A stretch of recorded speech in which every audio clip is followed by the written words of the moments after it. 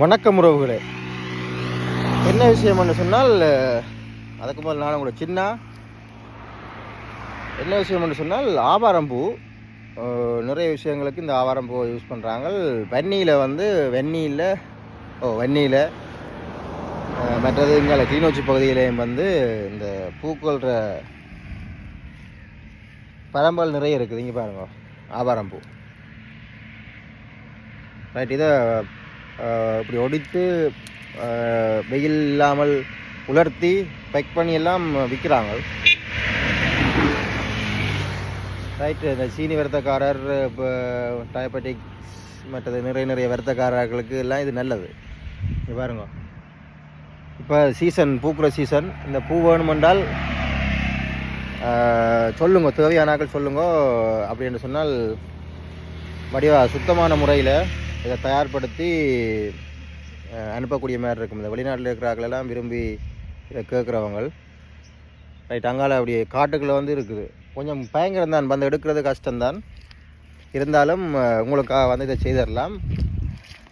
நான் நினைக்கிறேன் பொதி செய்து அனுப்புகிறாங்க, வெளிநாடுகளுக்கு அனுப்பப்படுது.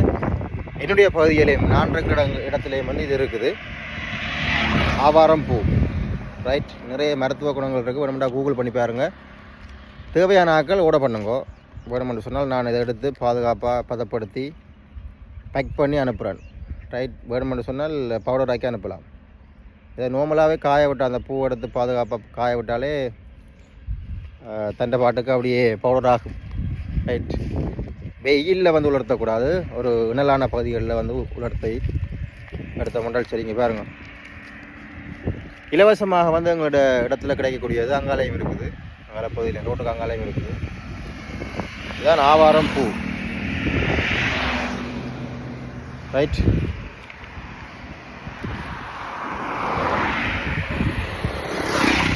அங்காலையும் இருக்குது. நிறைய இடத்துல நான் கண்டனா, நான் இப்போ உங்களோடையும் பகிர்ந்து கொள்ளலாம்னு யோசிச்சேன். சரியா, எனக்கும் ஒரு வருமானமாக போயிருந்தேன் இதை விற்பனை செய்தேன் என்றால். ஓகே. மற்றது நிறைய விடயங்கள் இருக்குது. அதோட என்ன ஒரு விஷயம், அது ஒரு ஆளுக்கு எடுத்து காட்டணும். அதை நான் அவருக்கு காட்டுறேன். ஏன்னா அவரும் அதை இப்போ கொள்முதல் செய்கிறார். உங்களுக்கு தேவைப்படான்னு நினைக்கிறேன். அது முக்கியமான ஒரு ஆளுக்கு அனுப்பணும். மற்றது அதுக்கிடையில் இங்கே பாருங்கள், இப்போ ஈச்சம் மரம் இப்போ காய்க்கிறதுக்கு தொடங்கி இருக்குது. இப்போ பாருங்க, ஈச்சம். ரைட். பேரிச்சம்பழம் இல்லை, ஈச்சம்பழம்னு சொல்கிறது. நான் சொன்ன விஷயம் என்னென்னு சொன்னால், அந்த எரிக்கலம். சரி, எரிக்கலம் தான் ஒரு ஆளுக்கு